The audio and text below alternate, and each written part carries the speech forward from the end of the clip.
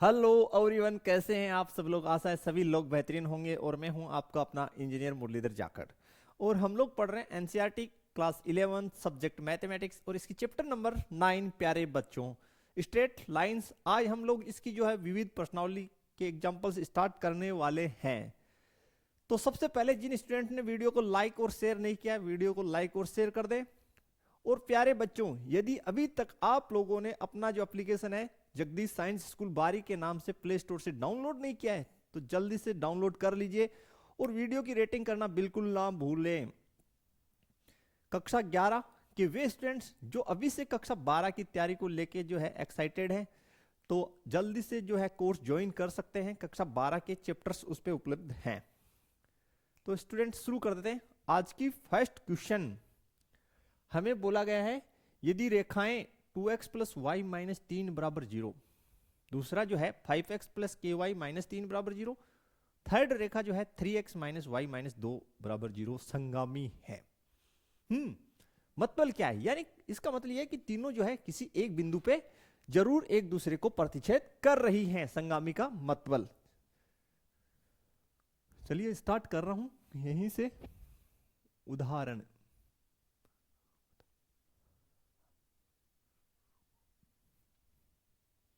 11 का हल। सबसे पहले मैं आपके लिए इसका जो है डायग्राम वो बना देता हूं कि मेरे पास तीन जो है रेखाएं हैं, जो तीनों रेखाएं एक दूसरे को काट रही है कैसे भी, और तीनों जो है किसी एक बिंदु से गुजर रही है। काटेंगी तो तीनों एक बिंदु से तो गुजरेंगी।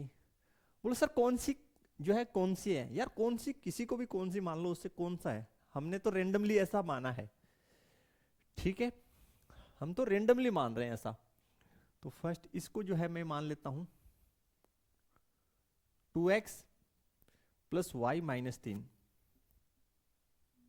बराबर 0। ओके, इसे मैं इक्वेशन नंबर 1 बोल देता हूं। दूसरा है 5x प्लस के वाई माइनस 3 बराबर 0। इसको मैं इक्वेशन नंबर 2 बोल देता हूं। और आगे का जो है वो है 3x माइनस वाई माइनस 2 बराबर 0। इसको मैं इक्वेशन नंबर 3 बोल देता हूं। ठीक है, क्लियर यहां तक। अब ये जो तीनों लाइन रेखाएं हैं वो एक बिंदु पे काट रही है जिसको हम नाम दे रहे हैं P, यानी तीनों P बिंदु से गुजर रही है। ओके, और हमें जो है K का मान ज्ञात करना है। तो स्टूडेंट काफी सिंपल, इससे ज्यादा सिंपल हो सकता है कि आप बताइए? कक्षा 10 का कंसेप्ट लग रहा है इसमें। देखिए इक्वेशन नंबर फर्स्ट और थर्ड ये बिंदु P पे काट रही हैं। क्लियर? तो वहां इक्वेशन नंबर 1 और थर्ड से हम लोग बिंदु P निकाल लेंगे और बिंदु P जो है वो समीकरण 2 को भी संतुष्ट करेगा। बोला सर क्यों? क्योंकि वो उससे गुजर रही है। कितना सिंपल क्वेश्चन है।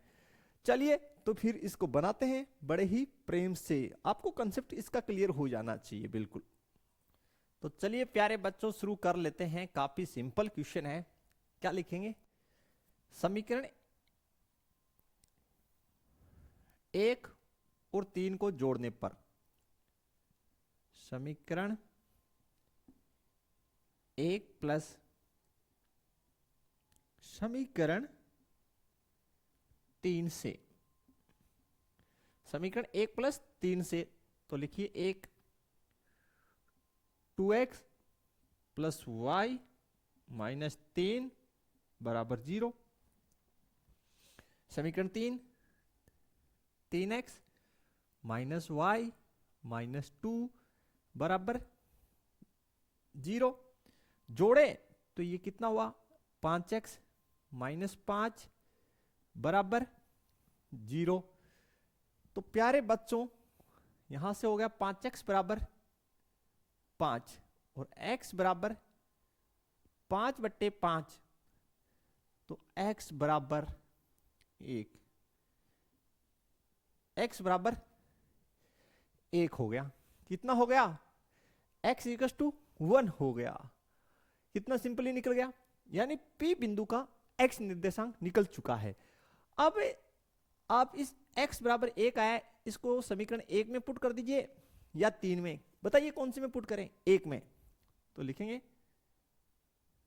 समीकरण 1 में x का मान रखने पर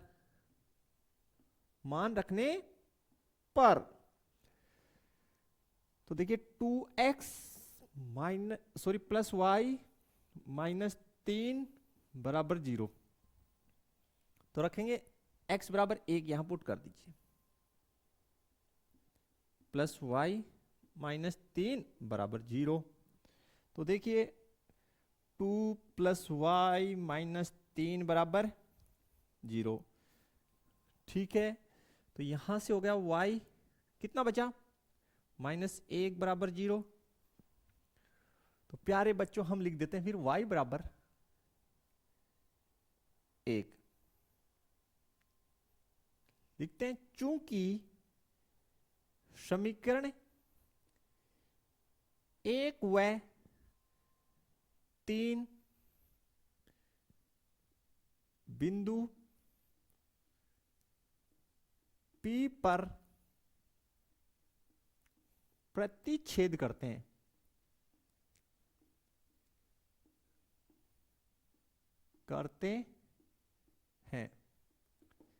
इसलिए P के निर्देशांक कितने आ गए? x का कितना आया प्यारे बच्चों? 1, y का 1, P के निर्देशांक 1,1 है। यहां तक बताइए कोई समस्या है तो? बिल्कुल, क्योंकि हमें बोला गया ये समीकरण 1, समीकरण 2, समीकरण 3, ये तीनों क्या है? संगामी है। यानी इन संगामी यानी इनके गमन का जो मार्ग है, गमन यानी गुजरना, वो क्या है? सेम है, यानी समान। वो कौन सा है? P। अब आगे हम लिखेंगे, चूंकि बिंदु P से समीकरण 3 भी गुजरता है, 3 भी, या समीकरण 3 वाली रेखा भी गुजरती है, ऐसे लिखते हैं ज्यादा बढ़िया रहेगा। 3 वाली रेखा, समीकरण 3 वाली रेखा भी गुजरती है स्टूडेंट। तो जब समीकरण 3 वाली रेखा जो है इस बिंदु से गुजरती है, तो इसको क्या करेगी बताइए? संतुष्ट करेगी। क्या करेगी? संतुष्ट करेगी। ओके,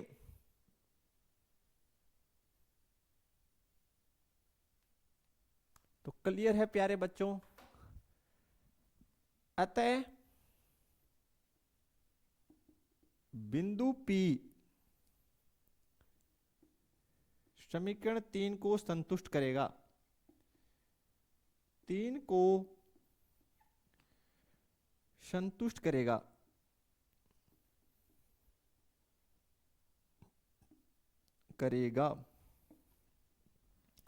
क्या लिखा है? बिंदु P से समीकरण 3 वाली रेखा भी गुजरती है।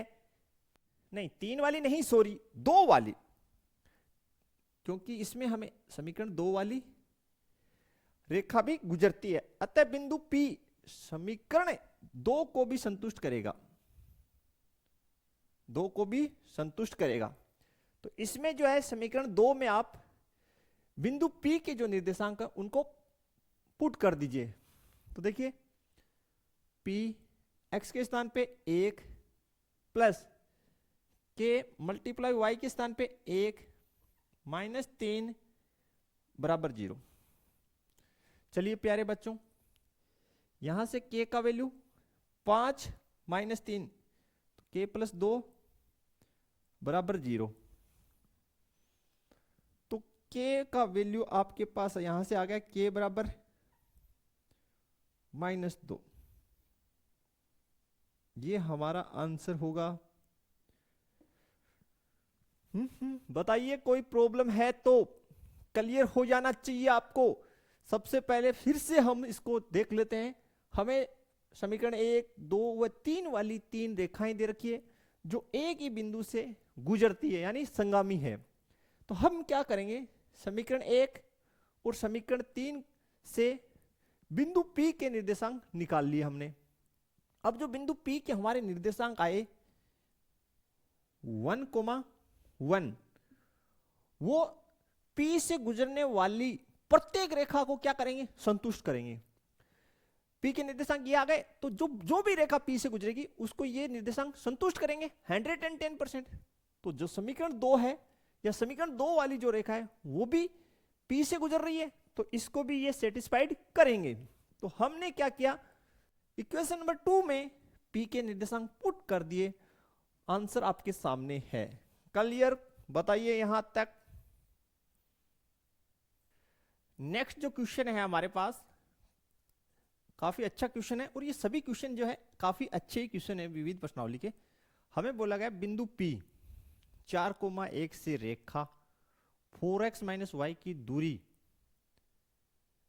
यानी जो बिंदु P है 4,1 से रेखा 4x - y बराबर 0 की दूरी, उस रेखा की अनुदिश ज्ञात करनी है जो x एक्स के साथ 135 डिग्री का कोण बनाती है। सबसे पहले ये जो है क्वेश्चन आपको समझ में आना चाहिए कि क्वेश्चन क्या कर रहा है। तो बिल्कुल क्वेश्चन आपको समझ में आ जाएगा, आपको थोड़ा समय लगेगा समझने में, लेकिन आ जाएगा एकदम से दिमाग में। बिल्कुल आप सोचिए, देखें आपका दिमाग अगर काम कर रहा है तो। सबसे पहले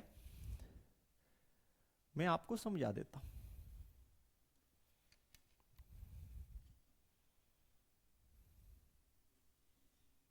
प्यारे बच्चों, ये अपना है एक्स एक्स, ये वाई एक्स, एक्स नोट और अपना वाई नोट। थोड़ा सा विचार जो है, हम 4x - y बराबर 0, ये जो हमें इक्वेशन दे रखा है 4x - y बराबर 0, इस पे थोड़ा सा विचार कर लेते हैं कि भाई ये रेखा कहां से पास होगी, यानी कहां से गुजरती है। बहुत ही ध्यान से देखिए, इसको हम y = 4x लिख सकते हैं, ये बताइए। आप कहेंगे सर यस सर, इसको हम लिख सकते हैं y = 4x, ऐसा लिख सकते हैं, बिल्कुल। तो इसको मूल बिंदु जो है सेटिस्फाइड कर रहा है क्या, पहले तो वो देखिए। इसमें अगर हम मूल बिंदु जो है 0,0 वो डाल दें, तो 0 बराबर 4 गुना 0, तो 0 बराबर 0। चूंकि मूल बिंदु इसको सेटिस्फाइड कर रहा है, तो ये बात 100% परफेक्ट है कि ये मूल बिंदु से पास हो रही है। क्लियर? तो सबसे पहले तो इसी को बना लो आप, तो इसको बना लो, चूंकि ये मूल बिंदु से पास हो रही है। और ये मेरी हो गई रेखा जो है मेरे पास 4x - y बराबर 0। ये पॉइंट आपको क्लियर हो जाना चाहिए। फिर बिंदु P से इस रेखा की हमें दूरी उस रेखा के अनुदिश ज्ञात करनी है जो x एक्स के साथ 135 डिग्री का कोण बनाती है। तो सबसे पहले एक रेखा खींच लीजिए जो x एक्स के साथ 135 डिग्री का कोण बनाए। तो मैं एक रेखा ऐसे खींच दी, सपोज दैट वन। ओके, ये जो मेरी रेखा है ये x एक्स के साथ 135 डिग्री का कोण बना रही है। क्लियर है? और ये जो रेखा आपस में काट रही है, इसको मैं बिंदु P नाम दे देता हूं। यहां तक आपको कोई प्रॉब्लम नहीं होनी चाहिए। अब आप बात ये कर रहे हैं कि P बिंदु नहीं देंगे, P नहीं देंगे, P तो आपको दे रखा है। दोनों एक दूसरे को काटेंगी, काट रही है उसको हम पॉइंट दे रहे हैं Q। कौन सा बिंदु दे रहे हैं? Q। अब विषय यह है कि P बिंदु जो है वो कहां स्थित है? P बिंदु जो है जो रेखा एक्स एक्स के साथ 135 डिग्री का कोण बना रही है उस पे स्थित है। बोले सर उस पे क्यों स्थित है? बड़ा क्वेश्चन में एकदम परफेक्टली लिखा है कि बिंदु P4,1 जो है ये जो रेखा है जो एक्स एक्स के साथ 135 डिग्री का कोण बनाती है, ठीक है, उस पर स्थित है। दोबारा से देख लीजिए, बिंदु P4,1 से रेखा यहां पे हो सकता है, यहां हो सकता है, उससे कोई फर्क नहीं पड़ेगा, ठीक है, लेकिन होगा कौन सी पे? इस पे। पूरा क्वेश्चन पढ़ेंगे, 2 बार आप ध्यान से पढ़िए कि दूरी उस रेखा के अनुदिश ज्ञात कीजिए। कौन सी रेखा के अनुदिश? इस रेखा के, लिखा है ना, जो धन एक्स यानी एक्स एक्स की धन दिशा से यानी एंटी क्लॉकवाइज डायरेक्शन में, कौन सी डायरेक्शन में? एंटी क्लॉकवाइज डायरेक्शन में कितने डिग्री का? 135 डिग्री का कोण बनाती है। तो यह बात फाइनल हो चुकी है कि भाई जो अपना बिंदु P है वो इस रेखा पे स्थित है जो एक्स एक्स के साथ धन दिशा से 135 डिग्री का कोण बनाती है। अनुदिश यानी उसी की दिशा में, यानी उसी पर। अब आप सोच रहे हैं कि सर कहां ले? तो आपकी इच्छा, कहीं ले लो, उससे कोई फर्क नहीं पड़ना। एक्स का कोऑर्डिनेट 4 है तो 1 2 3 4, तो ये इस साइड स्थित होगा। यहां कर दूं, कोई दिक्कत ना है। ओके, सपोज दैट ये बिंदु आपका P है। क्लियर हो गया होगा सबको? बिंदु P मैंने ये बना दिया, और ये जो मैंने बिंदु P बनाया है इसके निर्देशांक में यहां लिख देता हूं 4,1, एरो लगा दिया है, ठीक है, थोड़ा सा स्पेस कम था। क्लियर हो गया? आपको क्या बोला गया है? उस रेखा के अनुदिश ज्ञात कीजिए। बिंदु P 4,1 से रेखा 4x - y ये रही की दूरी हमें ज्ञात करनी है। तो दूरी कौन सी हुई? दूरी हुई PQ। दूरी कौन सी हुई? PQ। और ये जो रेखा है अपनी, ये x x के साथ कितना कोण बना रही है? 135 डिग्री। कौन सी डायरेक्शन से? x x की धन दिशा से। कैसे करें बताइए? देखिए प्यारे बच्चों, इस रेखा को मैं नाम दे दूं अगर मैं L1, कौन सी? इस रेखा को मैं L1 नाम दे रहा हूं। बहुत ही ध्यान से देखिए, L1 रेखा का समीकरण हम बहुत आसानी से निकाल सकते हैं। आप कहेंगे सर कैसे? देखिए एक तो हमारे पास झुकाव है, थीटा है, तो यहां से तो निकल जाएगी प्रवणता, और L1 रेखा एक बिंदु से गुजर रही है जिसका नाम है P, उसके निर्देशांक मेरे पास है। तो ढाल बिंदु रूप का इस्तेमाल करते हुए हम रेखा L1 का समीकरण निकाल लेंगे। जब हमारे पास 2 रेखाओं के समीकरण हो तो उनका प्रतिच्छेदी बिंदु जो Q है उसके निर्देशांक आसानी से निकाल लेंगे। फिर दूरी सूत्र का इस्तेमाल करते हुए दूरी PQ निकाल लेंगे। तो चलिए स्टार्ट करते हैं हम लोग। सबसे पहले थीटा हमारे पास है, लिखते हैं थीटा कितना है? 135 डिग्री। इसलिए जो ढाल है आपकी टेन थीटा होती है। ढाल क्या होती है? Tan theta. वो हो जाएगी टेन थीटा का वैल्यू पुट करें तो 135। यहां तक कोई समस्या है तो बता दीजिए। टेन 135 को आप ट्रिग्नोमेट्री का इस्तेमाल करते हुए देखिए, टेन 90 + 45 मेंशन कर सकते हैं। ये से नो, टेन 90 + थीटा कौन सा? देखिए पहली बात तो 90 डिग्री। 90 डिग्री का मतलब वाई एक्स पे ट्रिग्नोमेट्री फंक्शन चेंज होते हैं। तो टेन किस में चेंज होगा? पहले तो वो देखिए, आप कहेंगे सर कोट में। फिर दूसरी बात, ये कौन सा चतुर्थांश है? सेकंड। सेकंड के अंदर टेन नेगेटिव रिजल्ट देता है, तो ये होगा माइनस कोट 45। तो जो ढाल है आपकी वो आ गई -1। कितनी आ गई? -1। यहां तक ओके होना चाहिए। तो इसलिए आपके ढाल बिंदु रूप से, कौन से? ढाल बिंदु रूप से रेखा L1 का हम समीकरण निकालेंगे। L1 का समीकरण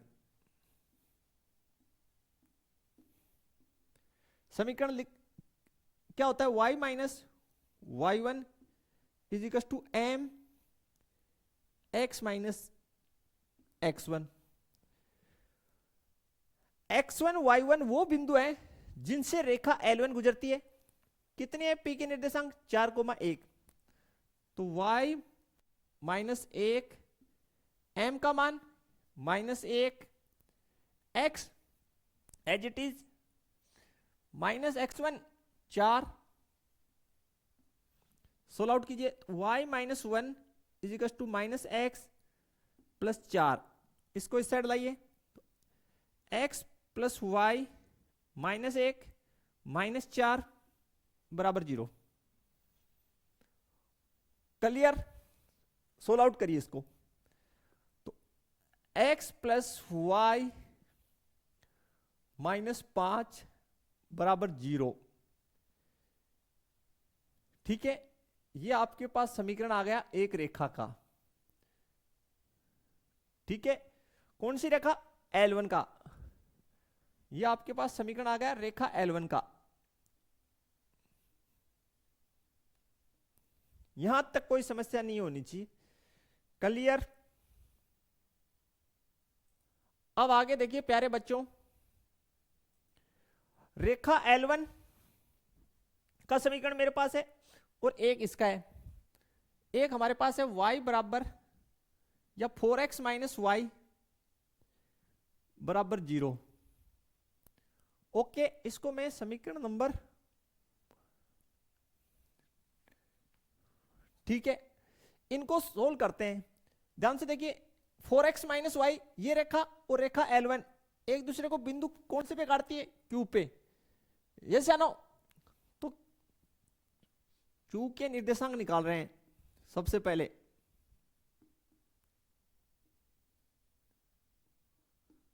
किसके निर्देशांक ज्ञात कर रहे हैं?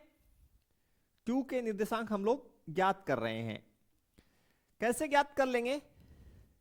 देखिए यहां से देखिए, y बराबर कितना हो गया?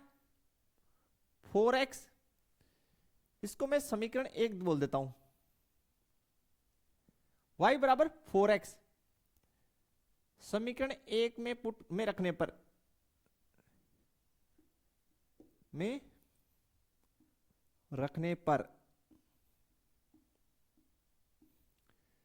तो रखते हैं x प्लस y के स्थान पे 4x माइनस 5 बराबर 0। ये हो गया 5x माइनस 5 बराबर 0। तो 5x बराबर 5, x बराबर 1। x बराबर कितना आया? 1 आया। तो अब y बराबर क्या है आपके पास? यहां पे लिख लीजिए, चूंकि y बराबर 4x, इसलिए y बराबर 4 गुना 1। तो y बराबर कितना आ गया? 4। y बराबर कितना आ गया बताइए? 4। तो जो q है उसके निर्देशांक, इसलिए बिंदु q क्या हो गया? 1,4। इसमें कोई समस्या नहीं होना चाहिए। बताइए, बिंदु Q जो है वो 1,4 हो गया आपका। बताइए क्लियर है क्या? क्लियर हुआ प्यारे बच्चों? अब P के निर्देशांक आपके पास है, Q के आपने ज्ञात कर लिए, तो दूरी PQ जो है दूरी सूत्र से निकाल लीजिए। आसान है बिल्कुल। अब देखिए प्यारे बच्चों, एक बात मैं आपको और बता देता हूं, काफी मस्त। आप ये सोच रहे होंगे कि सर इतना सब क्यों कर रहे हो, इतना सब क्यों आप हंगामा कर रहे हो सर? बिंदु P के सर आपके पास निर्देशांक है, इस रेखा का आपके पास समीकरण है, तो एक बिंदु से किसी रेखा की दूरी वाला सूत्र लगा दीजिए, सीधा सा उससे कर लीजिए सर। अरे बालकों, वो लंबवत दूरी का सूत्र होता है। किसका होता है? लंबवत दूरी का। वो कब लगता है? जब हमें लंबवत दूरी या न्यूनतम दूरी ज्ञात करनी हो। सुन लीजिए, ये जो सूत्र हम लोग लगाते हैं, d equals to a x1 plus B y1 plus C बट्टे under root A square plus X square modulus I. ये जो है ये लंबवत दूरी या न्यूनतम दूरी का सूत्र है।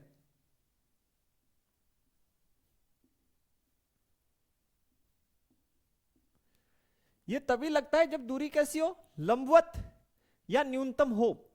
और न्यूनतम दूरी हमेशा, न्यूनतम दूरी जो है वो लंबवत दूरी ही होता है। वत दूरी ही होता है। लंबवत दूरी यानी अगर लंबवत दूरी है तो वो दूरी न्यूनतम होगी, और न्यूनतम दूरी है तो वो लंबवत होगी।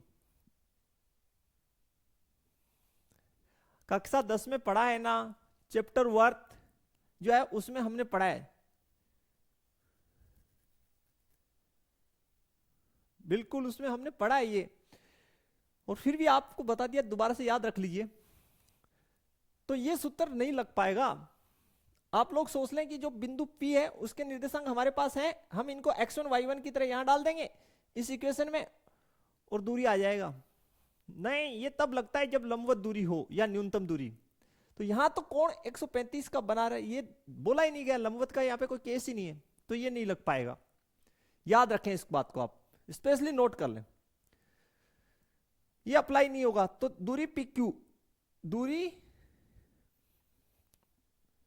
जो PQ है उसको निकाल लेते हैं।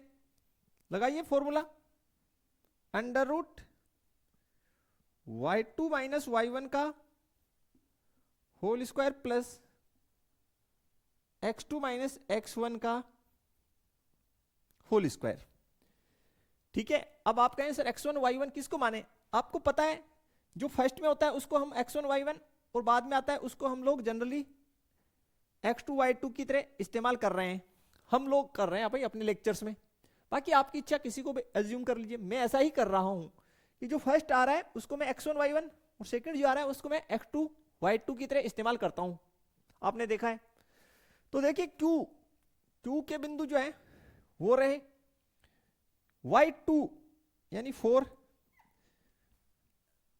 और जो P है y1 का मतलब 1 प्लस x2 1 माइनस 4 इसकी होल स्क्वायर।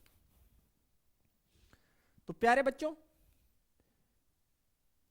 4 में यहां पे भी वर्ग होगा, देखिए 4 में से गया 3, 3 का वर्ग 9, कितना -3 और उसकी वर्ग 9। तो दूरी PQ बराबर 9 9 18, कितना 18। 18 को आप क्या लिख सकते हैं सर? हम 9 गुना 2 लिख सकते हैं। 9 का मतलब 9 का वर्गमूल 3 और under root 2 as it is. तो ये इकाई 3 गुना अंडर रूट 2 इकाई, ये आपके आंसर हो जाएगी। क्लियर होना चाहिए बिल्कुल। यहां तक देख लीजिए, कोई समस्या है तो बताते हैं, क्लियर कर लीजिए। ठीक है, एक बार फिर से मैं कॉन्सेप्ट रिवाइज करा देता हूं। बिंदु P हमारे पास, ये पहली बात तो 4x माइनस वाई बराबर 0 वाला एक समीकरण है, और ये मूल बिंदु से इसलिए गुजर रहा है, मूल बिंदु से हमने इसको पास इसलिए किया कि 0,0 इसको पहली बात तो सेटिस्फाइड कर रहा है, यानी इस मूल बिंदु से गुजरी।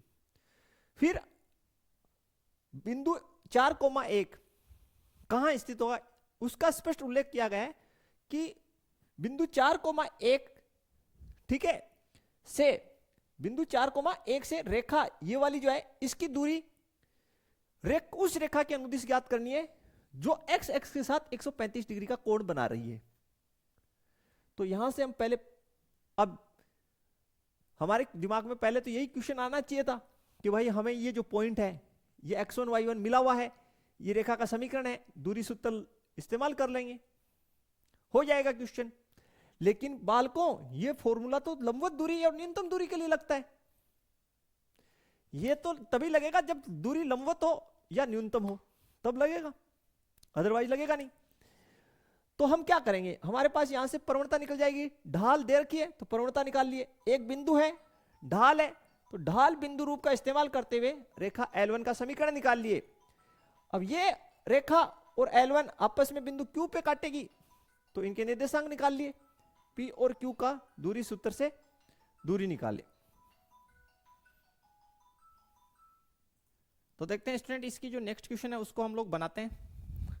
हमें बोला गया है कल्पना करते हुए कि सरल रेखाएं बिंदु के लिए दर्पण की तरह कार्य करती है। बिंदु हमें 1,2 का रेखा x माइनस 3y माइनस 4 बराबर 0 में प्रतिबिंब ज्ञात कीजिए। तो काफी अच्छा क्वेश्चन है स्टूडेंट ये, और इसके लिए थोड़ा सा आपको बेसिक नॉलेज जो है वो दर्पण का भी चाहिए, जो आप कक्षा 10 में साइंस चैप्टर जो है साइंस का, उसके अंदर पढ़ चुके हैं, प्रकाश चैप्टर है। चलो फिर भी हम बता देंगे, आपको याद नहीं है तो। चलिए सबसे पहले हम आपके लिए कर देते हैं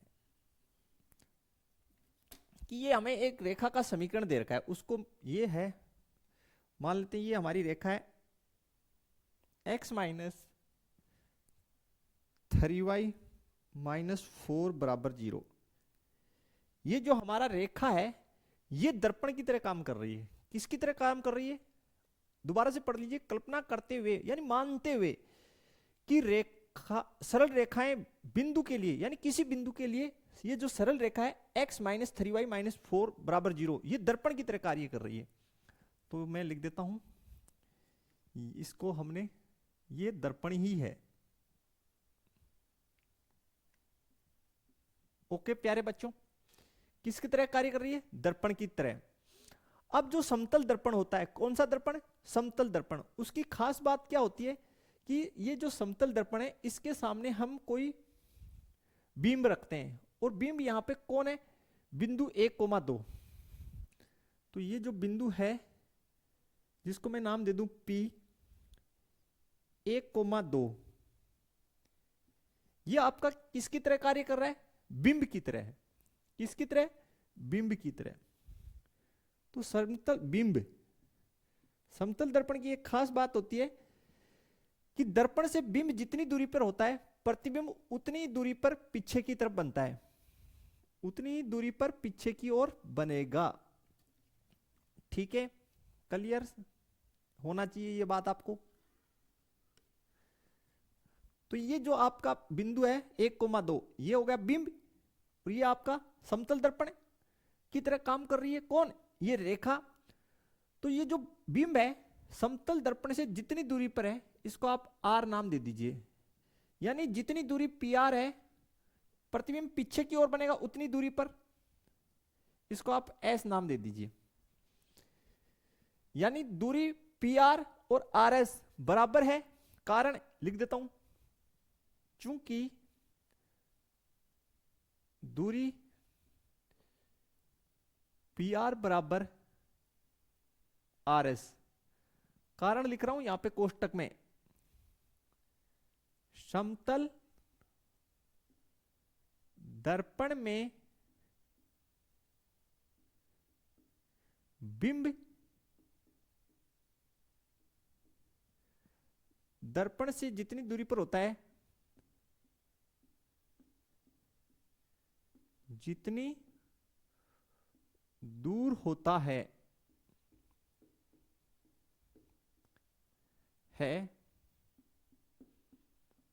प्रतिबिंब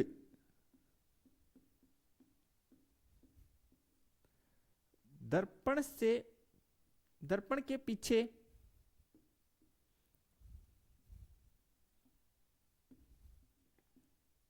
उतनी ही दूरी पर बनता है, दूरी पर बनता है। पहली बात ये आपको पता होनी चाहिए इसके बगैर काम नहीं होगा। यस या नो? तो यहां से एक कंसेप्ट हमारा और क्लियर हो गया, इसलिए आर पी एस का मध्य बिंदु हो गया, मध्य बिंदु है। आरपीएस का क्या हुआ? मध्य बिंदु हुआ। यहां तक क्लियर होना चाहिए प्यारे बच्चों। एक बात और बताता हूं मैं आपको, देखिए ये आपका क्या है? बिंब है, और ये एस क्या है? प्रतिबिंब है। एस क्या है? प्रतिबिंब है। चूंकि आपका जो बिंब है वो किसके रूप में है? बिंदु के रूप में। तो प्रतिबिंब के आपको किसके रूप में मिलेगा? बिंदु के रूप में। तो इसके निर्देशांक आप मान लीजिए x1 कोमा y1। एस के निर्देशांक हमने मान लिए x1 कोमा y1। चूंकि बिंब आपके पास निर्देशांक के रूप में यानी बिंदु के रूप में, तो प्रतिबिंब भी बिंदु के रूप में ही मिलेगा। अब प्यारे बच्चों, ये आपकी क्या है? ये आपकी मुख्य अक्ष हो गई। कौन सी हो गई? साइंस का बहुत ज्यादा इस्तेमाल हो रहा है, ये है मुख्य अक्ष। ठीक है, आपने पढ़ा है मुख्य अक्ष, फोकस, वक्रता, त्रिज्या। तो ये जो मुख्य अक्ष है ये दर्पण के क्या होती है? लंबवत। क्योंकि मुख्य अक्ष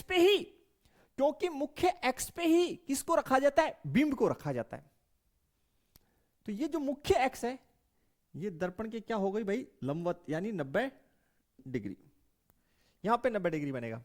इतना आपको क्लियर होना चाहिए, बस हम तो इतना कहना चाहते हैं। क्या इतना क्लियर है? अगर इतना क्लियर है तो फिर देखिए, आप जो मध्य बिंदु आर है उसके निर्देशांक निकाल लीजिए। आर के निर्देशांक हम निकाल रहे हैं। कैसे निकलेंगे? x1 कोमा x2 बट्टे 2 प्लस y1 प्लस y2 बट्टे 2। मध्य बिंदु का सूत्र यही होता है। तो चलिए फिर r के निर्देशांक आपके क्या हो जाएंगे? देखिए ये x वाला और ये x वाला जोड़ दीजिए, 1 प्लस x1 बट्टे 2 प्लस 2 प्लस y1 बट्टे 2। ये मध्य बिंदु R के निर्देशांक आ गए। ठीक है, बिंदु R जो है, बिंदु R x minus 3y minus 4 बराबर 0, ये जो अपनी समीकरण है इस रेखा की x माइनस 3y माइनस 4, इस पे बिंदु R स्थित है क्या? है। तो लिखिए चूंकि रेखा x माइनस 3y माइनस 4 बराबर 0 पर R स्थित है, बिंदु R पर बिंदु R स्थित है, R स्थित है।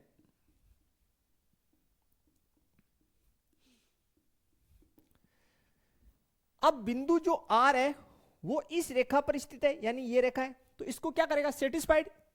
तो ये जो मध्य बिंदु के निर्देशांक आए हैं इनको आप इसमें पुट कर दीजिए।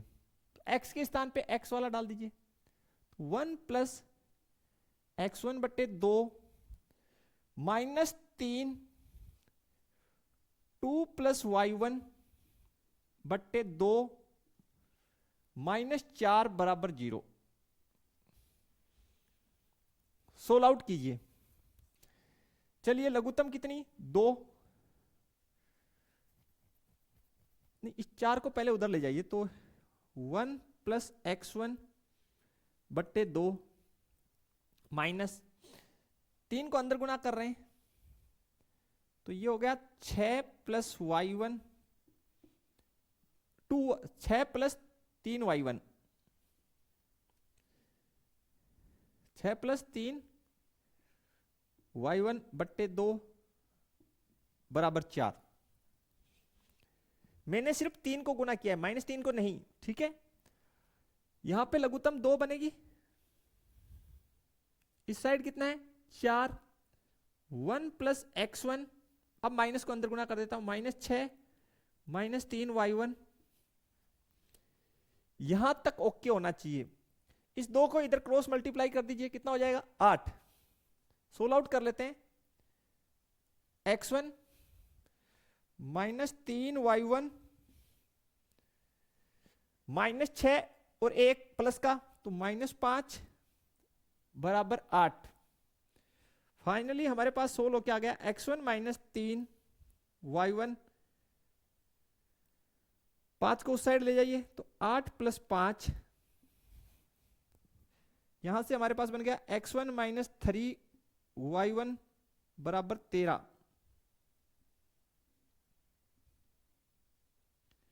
ये समीकरण नंबर 1 आ गया स्टूडेंट। ये x1 y1 में मेरे पास एक इक्वेशन आया है, एक इक्वेशन में x1 y1 में और बना लूंगा। कैसे?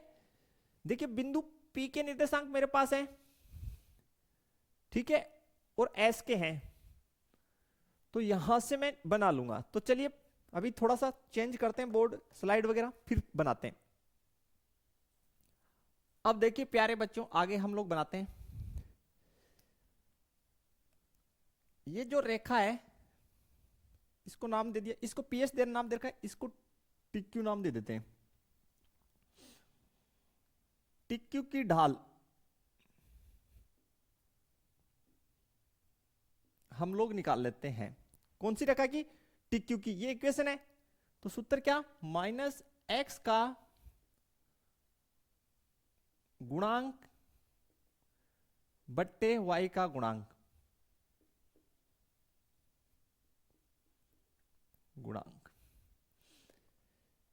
-1 बट्टे y का गुणांक -3। तो TQ की ढाल जो है हम m1 मान लेते हैं, तो m1 बराबर 1/3 तथा रेखा PS की ढाल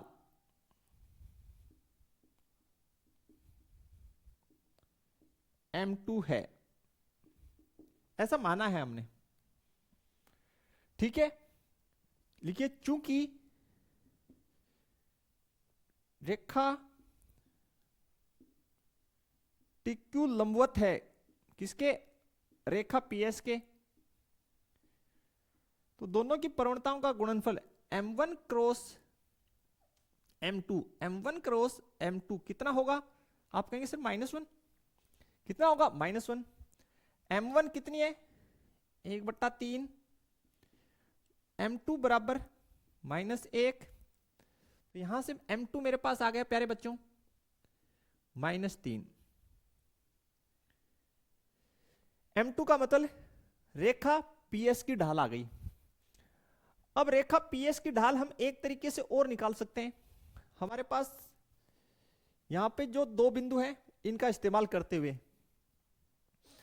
तो m2 बराबर हम लोग निकाल सकते हैं y2 -y1 बट्टे x2 -x1, इसका इस्तेमाल करके, यानी एक बिंदु P है एक S है, तो 2 बिंदुओं का इस्तेमाल करके भी हम लोग ढाल निकाल सकते हैं। तो देखिए लिखिए फिर m2 बराबर y2 y1 माइनस, ये घटा दीजिए 2 x1 -1, ठीक है। इसमें से इसको घटा दिया, इसमें से इसको घटा दिया, तो जो 2 बिंदु हमारे पास P और S, उनके आधार पर ढाल m2। तो एक ही रेखा की ढाल अलग अलग थोड़ी होगी, तो m2 हमारे पास कितनी है? -3, यहां पुट कर दीजिए, y1 -2 x1 -1, तिरछा गुना कर दीजिए, -3 गुना x1 -1 y1 -2, मल्टीप्लाई कीजिए, -3 x1 + 3 बराबर y1 -2। इन दोनों को उस साइड ले जाएं, इस 2 को इस साइड ले आए, सॉरी इस 3x1 को उस साइड ले जा रहा हूं और 2 को इस साइड ला रहा हूं, तो 3x1 प्लस y1। तो ये प्यारे बच्चों हो गया 3x1 प्लस y1 बराबर 5। एक समीकरण मेरे पास ये आ गई, इसको मैं इक्वेशन नंबर 2 बोल रहा हूं। फिर से मैं क्लियर करता हूं आपको। देखिए ये PS जो है वो TQ के लंबवत है, तो यहां से हमने पहले TQ की जो ढाल है वो हमने यहां पे निकाल ली। 2 रेखाएं लंबवत है तो दोनों की प्रवणताओं का गुणनफल -1, M1 की ढाल यहां डाल दी तो M2 -3 आ गया। अब ये 2 बिंदु भी तो है मेरे पास PS में, तो इनका इस्तेमाल करके मैं ढाल निकाल रहा हूं। बोले सर क्यों निकाल रहे हो? क्योंकि मुझे x1 y1 में एक इक्वेशन और बनाना है, समझे? इसलिए मैं ऐसा कर रहा हूं, क्योंकि मुझे x1 y1 में एक इक्वेशन और बनाना है। तो ये सूत्र लगता है 2 बिंदु होते हैं तो ये और ये बिंदु पुट कर दिए इसमें, ढाल ये रही, ये डाल दिया, तो एक इक्वेशन और बन गया है। इक्वेशन नंबर 1 और 2 से मैं इजिली जो है एस बिंदु के निर्देशांक निकाल लूंगा। चलिए तो फिर अब देखिए प्यारे बच्चों, बहुत ही ध्यान से आप लोग, क्वेश्चन सोल्व आउट हो चुका है। इक्वेशन 2 और इक्वेशन फर्स्ट, अगर मैं इक्वेशन 2 को 3 से गुणा कर दूं, कितने से गुणा कर दूं? तो मैं समीकरण जो है 2 को 3 से गुणा कर रहा हूं। समीकरण 2 गुणा 3, ओके ओके। पहले मैं समीकरण 2 को 3 से गुणा कर रहा हूं प्लस समीकरण 1 कर रहा हूं। समीकरण 1 तो 3 से गुणा करेंगे दोनों तरफ, तो 9x1 प्लस 3y1 बराबर 3 पंजो 15। इसको as it is x1 minus 3y1 बराबर 13, कितना 10x1, ये हो गया कितना 28।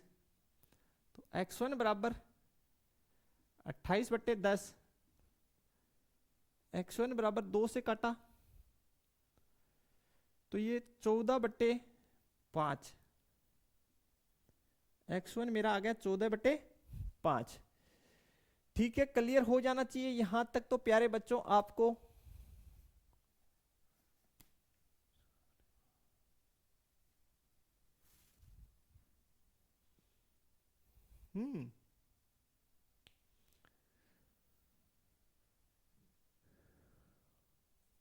इसके पश्चात जो है x का जो निर्देशांक आ गया 1, तो इस निर्देशांक को हम लोग जो है समीकरण 1 में पुट कर देते हैं। किसमें? समीकरण 1 में। समीकरण 1 से तो x1